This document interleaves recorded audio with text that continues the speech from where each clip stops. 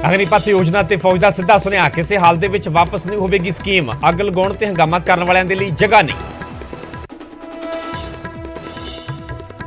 Agnipath scheme के तहत होगी फौज की भर्ती। 24 जून को एयरफोर्स के 25 जून को नेवी ते 1 जुलाई को फौज के होगी भर्ती। दिसंबर के होगी पहले बैच की ट्रेनिंग। अग्निपथ योजना के खिलाफ जंतर मंतर ते कांग्रेस का सत्याग्रह। प्रियंका गांधी सने तमाम बड़े लीडर प्रदर्शन के हुए शामिल। अग्निपथ स्कीम नूं लैके केंद्र सरकार ते सीएम मान का वड्डा हमला। बोले असीं 60 साल तक की नौकरी तो बाद दे रहे हैं पेंशन, तां केंद्र 21 साल दे विच ही नौजवानों नूं कर रही है रिटायर। पंजाब च भी अग्निपथ स्कीम का विरोध जारी। नंगल दे सड़कों ते उतरे नौजवान। चंडीगढ़ ऊना ते आनंदपुर साहिब गढ़शंकर हाईवे कीता जाम। वाहनां दीआं लगियां लंबियां कतारां।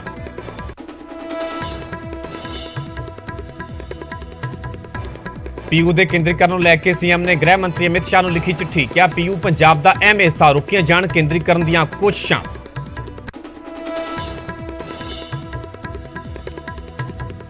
संगरूर जिमनी चोण दे विच आपने झोंकी पूरी ताकत। बरनाला दे विच फिर विरोधियों ते वरे सीएम मान। बोले पंजाब लुट्टण वालियां तो लिया जाएगा एक एक पैसे का हिसाब। प्रताप बाजवा का पंजाब पुलिस से गंभीर इल्जाम। क्या पुलिस अफसरों के गैंगस्टरों के नाल कनैक्शन। सिटिंग जज तो करवाई जाए जांच।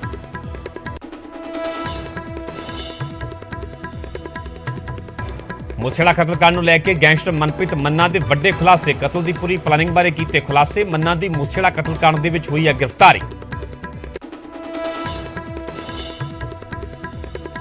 काबुल च गुरु घर ते हमले तो बाद भारत सरकार दे वल्लों सिखां दे लई ई वीज़ा जारी। पहल के आधार ते 100 के करीब अफगान सिखां नूं ई वीज़ा किया जारी।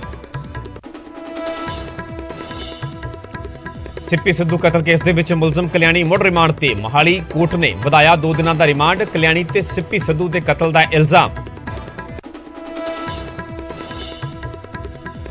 हरियाणा के स्थानक चोणों के लिए वोटिंग जारी। 18 नगर परिषदां ते 28 नगर कौंसलों के लिए पै रही ने वोटां। 22 जून आउणगे नतीजे।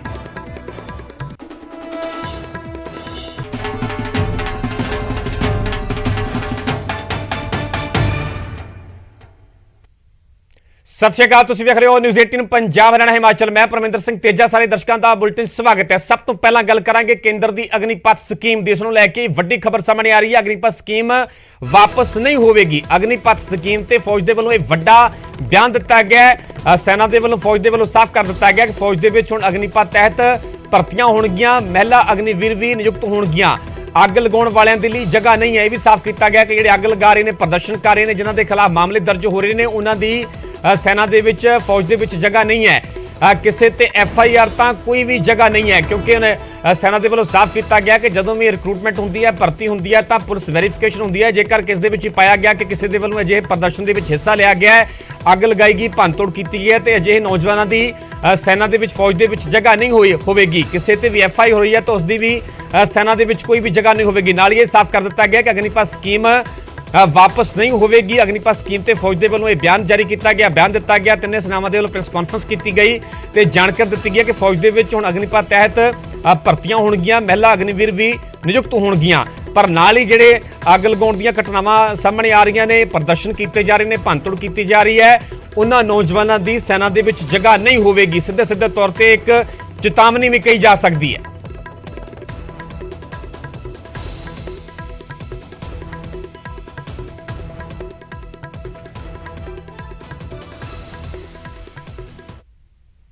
क्या ये अच्छा लगता है कि देश की सेना जो रक्षा कर रही है, दे आर 32 ईयर्स। ये हमारा सिर्फ एक ही मुद्दा है कि हम किसी तरीके से यंग हो जाए। इसको स्टडी करा गया पिछले 2 साल, एंड ये सीरियस वर्क। पहले तीनों चीफ जनरल रावत मिलके एंड कई लोगों से इसके बारे में डिस्कशन करी कि क्या क्या तरीके हैं, इसकी परसेंटेजेस कैसे करें। उसके अलावा हमने स्टडी करी बाहर के देशों की स्टडी। तकरीबन सारे देश हमने स्टडी करे। सब देशों के अंदर देखा गया उम्र, so it is equated, there is no differentiation. वो साथ वाले बिस्तरे पे सो रहा होगा, वो वही कपड़े पहन रहा होगा जो मैं पहन रहा हूं, वो मेरे साथ लंगर में बैठ के खाना खा रहा होगा। There is no difference. कोई अलग बैरक नहीं बना दी अग्निवीर के लिए, बिकॉज उसने लड़ाई कल हमारे साथ करनी है, और अगर वो हमारे साथ देश के लिए बलिदान देगा तो देयर इज आई मीन कोई गुंजाइश ही नहीं है उसको हम किसी तरीके से रत्ती भर भी उसको हम अपना छोटा सोचें। नहीं, इसमें ऐसा कुछ नहीं है। मैंने बैंक लोन यहां पे इसलिए डाला है बिकॉज ये बार बार आ रहा है कि भैया 4 साल के बाद क्या, तो 4 साल के बाद क्या, मैं इसके बाद आपको बताता हूं। Go next. सी सेवानिधि पैकेज थोड़ा और विस्तार से जैसे कि मैंने आपको पहले बताया 11.71 मैंने आपको पहले बता दिया है।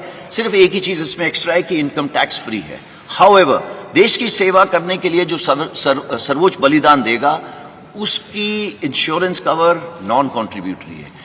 आज पूरे देश में मैं भी कंट्रीब्यूशन देता हूं, जो बाहर जवान खड़ा हुआ है वो भी कंट्रीब्यूशन देता है। सिर्फ एक इंसान है अग्निवीर जो आगे आने वाले टाइम पे कंट्रीब्यूशन नहीं देगा और उसको तकरीबन 1 करोड़ का इंश्योरेंस मिलेगी अगर उसने अपने देश के लिए किसी वजह। ये रिफॉर्म क्यों आया? ये रिफॉर्म लॉन्ग पेंडिंग था। सबसे ऊपर वाली आप स्टेटमेंट देखिए, ये स्टेटमेंट आज की नहीं है, ये 1989 की स्टेटमेंट है। 1989 में ये काम शुरू हुआ था। हमारी तमन्ना थी कि ये काम शुरू हो, बट उसकी और भी कई सारी पहलू थे। वो चाहता था कि ऑफिसर की एज कम हो, कमांडिंग ऑफिसर की एज कम हो, टीथ टू टेल रेशियो कम हो, तो एक एक करके ये काम शुरू करा गया। जो नेक्स्ट रिफॉर्म था वो था कि किसी तरीके से जो एज हमारी 32 साल है, ये देखिए ये बता रहा है 30 साल 1989, आज ये 32 साल पहुंच गई है। 32 साल को किस तरीके से 26 साल ला सके। ऐसा क्यों? हमारे को यूथफुल प्रोफाइल चाहिए। ये क्यों चाहिए? बिकॉज आप सबको मालूम है 2030 के अंदर हमारे देश के अंदर 50% पीपल 25 साल की उम्र से कम होंगे। क्या ये अच्छा लगता है कि देश की सेना जो रक्षा कर रही है दे आर 32 ईयर्स? ये हमारा सिर्फ एक ही मुद्दा है कि हम किसी तरीके से यंग हो जाए। ये यूथफुल प्रोफाइल आने से जो जोश और होश का कंपोनेंट है ये तकरीबन बराबर हो जाए। एंड इससे होगा क्या? Ideal mix youthfulness and experience का। अगेन गोइंग बैक, जोश और होश का एक्सपीरियंस तकरीबन बराबर हो जाएगा। सी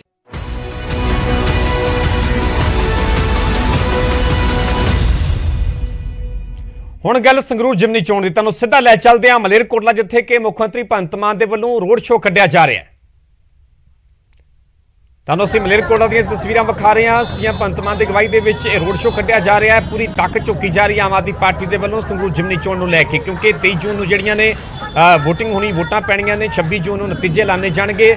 ਸੋ ਆਮ ਆਦਮੀ ਪਾਰਟੀ ਵਾਸਤੇ ਵੀ ਇੱਕ ਵੱਡਾ ਵਕਾਰ ਦਾ ਸਵਾਲ ਬਣੀ ਹੋਈ ਹੈ। ਤੁਹਾਨੂੰ ਦੱਸ ਦਈਏ ਕਿ ਮੁੱਖ ਮੰਤਰੀ ਭਗਵੰਤ ਮਾਨ ਜਿਹੜੇ ਕਿ ਧੂਰੀ ਤੋਂ ਦੇ ਵੱਲ ਚੋਣ ਲੜੇਗੀ ਜੇਤੂ ਦੇ, ਜਿਸ ਤੋਂ ਬਾਅਦ ਚ ਸੰਗਰੂਰ ਜਿਹੜੀ ਲੋਕ ਸਭਾ ਸੀਟ ਹੈ ਉਹ ਖਾਲੀ ਹੋਈ, ਇਸ ਨੂੰ ਲੈ ਕੇ ਸੰਗਰੂਰ ਜਿਮਨੀ ਚੋਣ ਹੋ ਰਹੀ ਹੈ। ਤਾਂ ਆਮ ਆਦਮੀ ਪਾਰਟੀ ਉਮੀਦਵਾਰ ਦੇ ਹੱਕ ਦੇ ਵਿੱਚ ਰੋਡ ਸ਼ੋਅ ਕੱਢਿਆ ਜਾ ਰਿਹਾ, ਉਹਨਾਂ ਦੇ ਹੱਕ ਦੇ ਵਿੱਚ ਲੋਕਾਂ ਤੋਂ ਵੋਟਾਂ ਮੰਗੀਆਂ ਜਾ ਰਹੀਆਂ। ਤੁਹਾਨੂੰ ਮਲੇਰਕੋਟਲਾ ਦੀਆਂ ਅਸੀਂ ਤਸਵੀਰਾਂ ਵਿਖਾ ਰਹੇ ਹਾਂ, ਵੱਖ-ਵੱਖ ਜਗ੍ਹਾਵਾਂ ਜਿੱਥੇ ਕਿ ਚੋਣ ਜਲਸਿਆਂ ਨੂੰ ਲਗਾਤਾਰ ਸੰਬੋਧਨ ਕਰ ਰਹੇ ਨੇ ਮੁੱਖ ਮੰਤਰੀ ਭਗਵੰਤ ਮਾਨ। ਉੱਥੇ ਅੱਜ ਰੋਡ ਸ਼ੋਅ ਕੱਢਿਆ ਜਾ ਰਿਹਾ ਹੈ ਸੀਐਮ ਭਗਵੰਤ ਮਾਨ ਦੀ ਅਗਵਾਈ ਦੇ ਵਿੱਚ, ਤੇ ਆਪਣੇ ਉਮੀਦਵਾਰ ਦੇ ਹੱਕ ਦੇ ਵਿੱਚ ਲਗਾਤਾਰ ਚੋਣ ਪ੍ਰਚਾਰ ਕਰ ਰਹੇ, ਜਿੱਥੇ ਕਿ ਦੂਜੀਆਂ ਪਾਰਟੀਆਂ ਲਗਾਤਾਰ ਸਰਗਰਮ ਨਜ਼ਰ ਆ ਰਹੀਆਂ ਨੇ, ਆਪੋ ਆਪਣੇ ਉਮੀਦਵਾਰ ਦੇ ਹੱਕ ਦੇ ਵਿੱਚ ਪ੍ਰਚਾਰ ਕਰ ਰਹੀਆਂ ਨੇ। ਉੱਥੇ ਆਮ ਆਦਮੀ ਪਾਰਟੀ ਵਾਸਤੇ ਵਕਾਰ ਦਾ ਸਵਾਲ ਇਸ ਕਰਕੇ ਵੀ ਹੈ ਕਿਉਂਕਿ ਅਜੇ ਸਰਕਾਰ ਨੂੰ ਕਰੀਬ 3 ਸਾਲ ਹੋਏ ਨੇ। ਸੰਗਰੂਰ ਆਪਣੇ ਆਪ ਦੇ ਵਿੱਚ ਆਮ ਆਦਮੀ ਪਾਰਟੀ ਦਾ ਇੱਕ ਗੜ੍ਹ ਕਿਹਾ ਜਾ ਸਕਦਾ ਹੈ। 2014 ਦੇ ਵਿੱਚ ਭਗਵੰਤ ਮਾਨ ਇੱਥੋਂ ਜੇਤੂ ਰਹਿੰਦੇ ਨੇ, ਸੰਸਦ ਮੈਂਬਰ ਚੁਣੇ ਜਾਂਦੇ ਨੇ, 19 ਦੇ ਵਿੱਚ ਇੱਥੋਂ ਜੇਤੂ ਰਹਿੰਦੇ ਨੇ, ਤੇ ਹੁਣ ਵਕਾਰ ਦਾ ਸਵਾਲ ਇਸੇ ਕਰਕੇ ਪੂਰੀ ਜਿਹੜੀ ਤਾਕਤ ਵੀ ਝੁਕੀ ਜਾ ਰਹੀ ਹੈ। ਇਸ ਜਿੱਤ ਨੂੰ ਕਿਵੇਂ ਬਰਕਰਾਰ ਰੱਖਿਆ ਜਾਵੇ, ਜਿੱਤ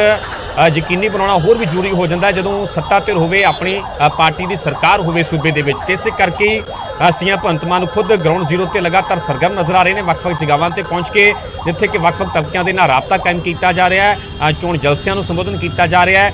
ਹੁਣ ਤੱਕ ਦੀਆਂ ਕਰੀਬ 3 ਮਹੀਨੇ ਦੀਆਂ ਜਿਹੜੀਆਂ ਸਰਕਾਰ ਦੀਆਂ ਪ੍ਰਾਪਤੀਆਂ ਨੇ ਉਹ ਗਿਣਾਈਆਂ ਜਾ ਰਹੀਆਂ ਨੇ, ਤੇ ਉੱਥੇ ਹੀ ਆਮ ਆਦਮੀ ਪਾਰਟੀ ਦੇ ਉਮੀਦਵਾਰ ਦੇ ਹੱਕ ਦੇ ਵਿੱਚ ਵੋਟਾਂ ਮੰਗੀਆਂ ਜਾ ਰਹੀਆਂ ਨੇ। ਤੁਹਾਨੂੰ ਸਿੱਧੀਆਂ ਤਸਵੀਰਾਂ ਅਸੀਂ ਵਿਖਾ ਰਹੇ ਹਾਂ ਮਲੇਰਕੋਟਲਾ ਦੀਆਂ। ਮਲੇਰਕੋਟਲਾ ਜਿਹੜਾ ਕਿ ਵਿਧਾਨ ਸਭਾ ਹਲਕਾ, ਇਹ ਵਿਧਾਨ ਸਭਾ ਹਲਕਾ ਵੀ ਸੰਗਰੂਰ ਲੋਕ ਸਭਾ ਹਲਕੇ ਦੇ ਵਿੱਚ ਪੈਂਦਾ ਹੈ, ਤੇ ਇੱਥੇ ਪ੍ਰਚਾਰ ਕੀਤਾ ਜਾ ਰਿਹਾ, ਅੱਜ ਰੋਡ ਸ਼ੋਅ ਕੱਢਿਆ ਜਾ ਰਿਹਾ ਸੀਐਮ ਭਗਵੰਤ ਮਾਨ ਦੀ ਅਗਵਾਈ ਦੇ ਵਿੱਚ। ਲੰਬਾ ਕਾਫਲਾ ਨਜ਼ਰ ਆ ਰਿਹਾ ਹੈ, ਵਰਕਰਾਂ ਦਾ ਲੰਬਾ ਕਾਫਲਾ ਨਜ਼ਰ ਆ ਰਿਹਾ, ਵੱਖ-ਵੱਖ ਬਾਜ਼ਾਰਾਂ ਤੋਂ ਹੁੰਦਾ ਹੋਇਆ ਇਹ ਰੋਡ ਸ਼ੋਅ ਅੱਗੇ ਵੱਧਦਾ ਹੋਇਆ ਨਜ਼ਰ ਆ ਰਿਹਾ ਹੈ। ਸੋ ਤਾਕਤ ਪੂਰੀ ਝੋਕੀ ਜਾ ਰਹੀ ਆਮ ਆਦਮੀ ਪਾਰਟੀ ਦੇ ਵੱਲੋਂ। ਸੀਐਮ ਭਗਵੰਤ ਮਾਨ ਖੁਦ ਜ਼ਮੀਨ ਤੇ ਉਤਰੇ ਹੋਏ ਨੇ, ਖੁਦ ਸਰਗਰਮ ਨਜ਼ਰ ਆ ਰਹੇ ਨੇ ਇਸ ਚੋਣ ਨੂੰ ਲੈ ਕੇ, ਤੇ ਆਮ ਆਦਮੀ ਪਾਰਟੀ ਦੇ ਉਮੀਦਵਾਰ ਦੇ ਹੱਕ ਦੇ ਵਿੱਚ ਉਹਨਾਂ ਦੇ ਵੱਲੋਂ ਵੋਟਾਂ ਮੰਗੀਆਂ ਜਾ ਰਹੀਆਂ ਨੇ। ਕਿਉਂਕਿ ਸੰਗਰੂਰ ਲੋਕ ਸਭਾ ਹਲਕੇ ਦੀ ਗੱਲ ਕੀਤੀ ਜਾਵੇ ਤਾਂ ਭਗਵੰਤ ਮਾਨ ਵਾਸਤੇ ਬਹੁਤ ਖਾਸ ਹੈ। ਜੇਕਰ ਸਿਆਸੀ ਸਫ਼ਰ ਦੀ ਗੱਲ ਕੀਤੀ ਹੈ, ਸਿਆਸੀ ਸਫ਼ਰ ਦੀ ਕਾਮਯਾਬੀ ਦੀ ਗੱਲ ਕੀਤੀ ਜਾਵੇ ਤਾਂ ਇਸੇ ਸੰਗਰੂਰ ਲੋਕ ਸਭਾ ਹਲਕੇ ਦੇ ਵਿੱਚ ਹੀ ਮੁੱਖ ਮੰਤਰੀ ਭਗਵੰਤ ਮਾਨ ਨੂੰ ਕਾਮਯਾਬੀ ਹਾਸਲ ਹੁੰਦੀ ਹੈ। 2014 ਦੇ ਵਿੱਚ ਸੰਗਰੂਰ ਤੋਂ ਉਹਨਾਂ ਦੇ ਵੱਲੋਂ ਚੋਣ ਲੜੀ ਜਾਂਦੀ ਹੈ, ਆਮ ਆਦਮੀ ਪਾਰਟੀ ਦੇ ਉਮੀਦਵਾਰ ਦੇ ਵਜੋਂ ਜਿੱਤ ਹਾਸਲ ਕਰ ਰਹੇ ਨੇ ਔਰ 2014 ਦੀ ਗੱਲ ਕੀਤੀ ਜਾਵੇ ਤਾਂ ਸਭ ਤੋਂ ਵੱਡੇ ਮਾਰਜਨ ਦੇ ਨਾਲ ਉਸ ਵੇਲੇ ਜਿੱਤ ਹਾਸਲ ਕਰਦੇ ਨੇ। ਜੇਕਰ ਲੋਕ ਸਭਾ ਸੀਟਾਂ ਦੀ ਗੱਲ ਕੀਤੀ ਜਾਵੇ ਤਾਂ 13 ਦੇ ਵਿੱਚੋਂ ਲੋਕ ਸਭਾ ਸੀਟ ਜਿਹੜੀ ਸੰਗਰੂਰ ਵਾਲੀ ਸੀ 2014 ਵਿੱਚ ਸਭ ਤੋਂ ਵੱਡੇ ਮਾਰਜਨ ਦੇ ਨਾਲ ਭਗਵੰਤ ਮਾਨ ਦੇ ਵੱਲੋਂ ਜਿੱਤ ਦਰਜ ਕੀਤੀ ਗਈ। 2019 ਦੇ ਵਿੱਚ ਫਿਰ ਚੋਣ ਲੜਦੇ ਨੇ ਆਮ ਆਦਮੀ ਪਾਰਟੀ ਉਮੀਦਵਾਰ ਵੱਲੋਂ। ਤੇ 2019 ਦੀ ਗੱਲ ਕੀਤੀ ਜਾਵੇ ਤਾਂ ਇਕਲੌਤੇ ਭਗਵੰਤ ਮਾਨ ਜਿਹੜੇ ਸੰਸਦ ਮੈਂਬਰ ਸਨ ਪੂਰੇ ਦੇਸ਼ ਭਰ ਦੀ ਗੱਲ ਕੀਤੀ ਜਾਵੇ ਤਾਂ ਸੰਗਰੂਰ ਤੋਂ 2019 ਦੇ ਵਿੱਚ ਹੀ ਭਗਵੰਤ ਮਾਨ ਸੰਸਦ ਮੈਂਬਰ ਚੁਣੇ ਗਏ। ਫਿਰ 2022 ਦੇ ਵਿੱਚ ਵਿਧਾਨ ਸਭਾ ਚੋਣਾਂ ਹੁੰਦੀਆਂ ਨੇ। ਮੁੱਖ ਮੰਤਰੀ ਭਗਵੰਤ ਮਾਨ ਦੀ ਗੱਲ ਕੀਤੀ ਜਾਵੇ ਤਾਂ ਭਗਵੰਤ ਮਾਨ ਨੂੰ ਚੋਣਾਂ ਤੋਂ ਪਹਿਲਾਂ ਸੀਐਮ ਫੇਸ ਐਲਾਨਿਆ ਜਾਂਦਾ, ਧੂਰੀ ਤੋਂ ਚੋਣ ਲੜਦੇ ਨੇ, ਜਿੱਤ ਦਰਜ ਕਰਦੇ ਨੇ, ਮੁੱਖ ਮੰਤਰੀ ਬਣ ਜਾਂਦੇ ਨੇ ਤੇ ਫਿਰ ਉਹਨਾਂ ਦੇ ਵੱਲੋਂ ਸੰਸਦ ਮੈਂਬਰ ਤੋਂ ਅਸਤੀਫਾ ਦਿੱਤਾ ਜਾਂਦਾ। ਫਿਰ ਸੀਟ ਖਾਲੀ ਹੋ ਜਾਂਦੀ ਹੈ ਕਿਉਂਕਿ ਜਦੋਂ ਸੀਟ ਖਾਲੀ ਹੁੰਦੀ ਹੈ ਤਾਂ 6 ਮਹੀਨੇ ਦੇ ਤਾਂ ਅੰਦਰ ਜਿਹੜੀ ਚੋਣ ਕਰਵਾਉਣੀ ਹੁੰਦੀ ਹੈ, ਜ਼ਿਮਨੀ ਚੋਣ ਹੁੰਦੀ ਹੈ ਤੇ ਇਸੇ ਦੇ ਚੱਲਦਿਆਂ ਸੰਗਰੂਰ ਜ਼ਿਮਨੀ ਚੋਣ ਹੋ ਰਹੀ ਹੈ। ਸੋ ਇਸੇ ਕਰਕੇ ਹੁਣ ਭਗਵੰਤ ਮਾਨ ਵਾਸਤੇ ਵੀ ਵਕਾਰ ਦਾ ਸਵਾਲ ਹੈ, ਆਮ ਆਦਮੀ ਪਾਰਟੀ ਵਾਸਤੇ ਵਕਾਰ ਦਾ ਸਵਾਲ ਹੈ ਕਿ ਜਿੱਥੋਂ ਸਿਆਸੀ ਕਾਮਯਾਬੀ ਜਿਹੜੀ ਮਿਲੀ ਭਗਵੰਤ ਮਾਨ ਨੂੰ ਤੇ ਉਹ ਉਸੇ ਕਰਕੇ ਹੀ ਹੁਣ ਪੂਰਾ ਜ਼ੋਰ ਵੀ ਦਿੱਤਾ ਜਾ ਰਿਹਾ ਆਮ ਆਦਮੀ ਪਾਰਟੀ ਵੱਲੋਂ, ਜਿੱਥੇ ਕਿ ਵੱਖ-ਵੱਖ ਕੈਬਨਿਟ ਮੰਤਰੀ ਜਿਹੜੇ ਆ ਮੈਦਾਨ ਦੇ ਵਿੱਚ ਉਤਰੇ ਹੋਏ ਨੇ, ਲਗਾਤਾਰ ਆਪਣੇ ਉਮੀਦਵਾਰ ਦੇ ਹੱਕ ਦੇ ਵਿੱਚ ਪ੍ਰਚਾਰ ਕਰ ਰਹੇ ਨੇ। ਉੱਥੇ ਪਿਛਲੇ ਕੁਝ ਦਿਨਾਂ ਤੋਂ ਮੁੱਖ ਮੰਤਰੀ ਭਗਵੰਤ ਮਾਨ ਨੂੰ ਖੁਦ ਸੰਗਰੂਰ ਲੋਕ ਸਭਾ ਹਲਕੇ ਦੇ ਵਿੱਚ ਪਹੁੰਚੇ ਹੋਏ ਨੇ। ਵੱਖ-ਵੱਖ ਹਲਕਿਆਂ ਦੇ ਵਿੱਚ ਜਾ ਕੇ ਵਿਧਾਨ ਸਭਾ ਹਲਕਿਆਂ ਦੇ ਵਿੱਚ ਜਾ ਕੇ ਪ੍ਰਚਾਰ ਕੀਤਾ ਜਾ ਰਿਹਾ ਹੈ, ਰੋਡ ਸ਼ੋਅ ਕੱਢੇ ਜਾ ਰਹੇ ਨੇ ਤੇ ਆਪਣੇ ਉਮੀਦਵਾਰ ਦੇ ਹੱਕ ਦੇ ਵਿੱਚ ਵੋਟਾਂ ਮੰਗੀਆਂ ਜਾ ਰਹੀਆਂ ਨੇ।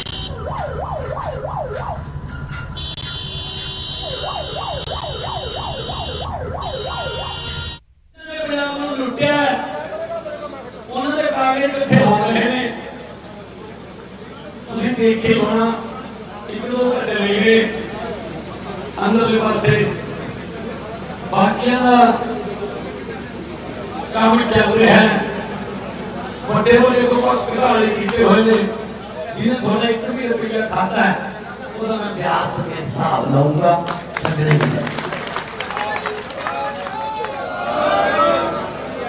ਉਹ ਮੈਨੂੰ ਇੱਕ ਵਾਰ ਖੜਾ ਹੋ ਕੇ ਕਹਿੰਦਾ ਇੱਧਰ ਲਹਿਰੇਗਾ ਕਿ ਕਰੀਦਾ, ਕਹਿੰਦਾ ਪੁੱਤ ਕਿੰਨਾ ਚਿਰ ਹੋ ਗਿਆ ਸਰਕਾਰ ਨੂੰ? ਕਹਿੰਦੇ 3 ਮਹੀਨੇ। ਕਹਿੰਦਾ 3 ਮਹੀਨਿਆਂ ਦੇ ਜਵਾਕ ਦੇ ਤਾਂ ਦੰਦ ਵੀ ਨਹੀਂ ਆਉਂਦੇ, ਤੂੰ ਫਿਰ ਵੀ ਦੰਦੀਆਂ ਵੱਢਣ ਲੱਗ ਗਿਆ ਇਹਨਾਂ ਨੂੰ। ਮੈਂ ਕਿਹਾ ਜੀ ਟਾਈਮ ਤੇ ਥੋੜਾ ਜਿਹਾ ਸੈਟਿੰਗ ਜੀ ਕਰ ਲਈਏ, ਉਸ ਤੋਂ ਬਾਅਦ ਪੰਜਾਬ ਦਾ ਨੁਹਾਰ ਜਿਹੜੀ ਉਹ ਬਦਲਣੀ ਸ਼ੁਰੂ ਹੋ ਗਈ ਥੋੜੀ ਥੋੜੀ, ਇਸ ਤੋਂ ਬਾਅਦ ਹੋ ਜੂਗੀ। ਕਹਿੰਦੇ ਸੁਖਬੀਰ ਬਾਦਲ ਦੀ ਫੋਟੋ ਵੀ ਲੱਗੀ ਹੋਈ ਅਕਾਲੀ ਦਲ ਦੇ ਪੋਸਟਰਾਂ ਤੇ।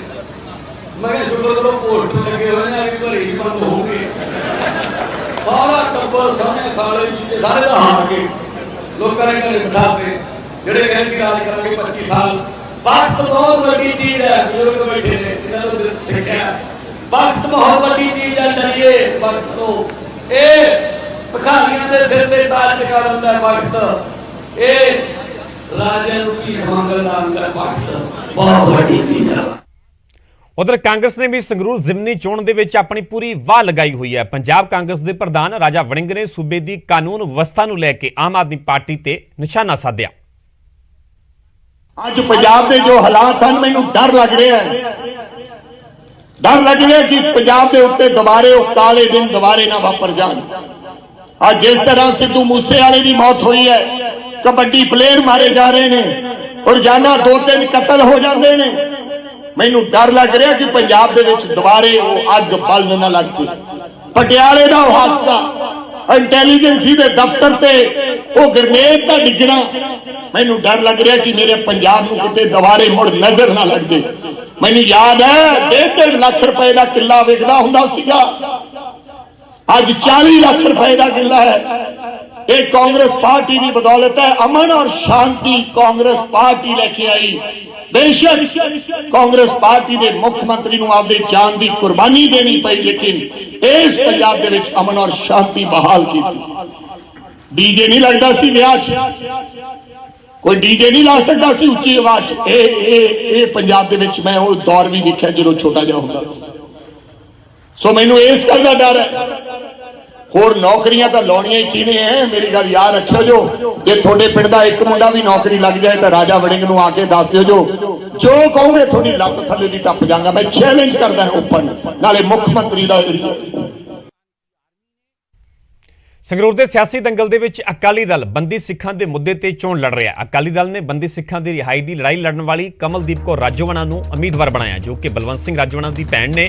ਹੁਣ ਬੰਦੀ ਸਿੱਖਾਂ ਨੇ ਵੀ ਚੋਣਾਂ ਦੇ ਵਿੱਚ ਅਕਾਲੀ ਦਲ ਦਾ ਸਮਰਥਨ ਕਰ ਦਿੱਤਾ। ਬੰਦੀ ਸਿੱਖਾਂ ਦੇ ਪਰਿਵਾਰਾਂ ਨੇ ਬੜੈਲ ਜੇਲ੍ਹ ਦੇ ਵਿੱਚ ਬੰਦ ਪਰਮਜੀਤ ਭਿਓਰਾ ਤੇ ਲਖਵਿੰਦਰ ਨਾਰੰਗਵਾਲ ਦੀ ਜੇਲ੍ਹ ਚੋਂ ਲਿਖੀ ਚਿੱਠੀ ਵੀ ਪੜ੍ਹ ਕੇ ਸੁਣਾਈ ਹੈ। ਬੰਦੀ ਸਿੱਖਾਂ ਦੇ ਪਰਿਵਾਰਾਂ ਨੇ ਸਿਮਰਨਜੀਤ ਸਿੰਘ ਮਾਨ ਦੇ ਚੋਣ ਲੜਨ ਤੇ ਵੀ ਸਵਾਲ ਚੁੱਕੇ ਨੇ। ਪਿਛਲੇ 28 ਸਾਲਾਂ ਤੋਂ ਬੰਦ ਹੈ। ਅਸੀਂ ਇਹ ਭਾਈ ਅਵਤਾਰ ਸਿੰਘ ਪਰਮਜੀਤ ਸਿੰਘ ਭਿਓਰਾ ਦੇ ਰੀਅਲ ਬ੍ਰਦਰ, ਜਿਨ੍ਹਾਂ ਨੇ ਆਪ ਵੀ ਬਹੁਤ ਲੰਮੀ ਜੇਲ੍ਹ ਕੱਟੀ ਆ ਕੌਮ ਲਈ, ਅਸੀਂ ਇਸ ਕਰਕੇ ਤੁਹਾਨੂੰ ਇੱਥੇ ਬੇਨਤੀ ਸੱਦਿਆ ਕਿ ਤੁਸੀਂ ਜਾਣਦੇ ਹੋ ਕਿ ਭੈਣ ਕਮਲਦੀਪ ਕੌਰ ਬੰਦੀ ਸਿੰਘ ਰਿਹਾਈ ਮੋਰਚਾ ਵੱਲੋਂ ਤੇ ਹੋਰ ਪੰਥਕ ਜਥੇਬੰਦੀਆਂ ਵੱਲੋਂ ਇੱਥੇ ਚੋਣ ਮੈਦਾਨ 'ਚ ਚੋਣ ਲੜ ਰਹੇ ਨੇ।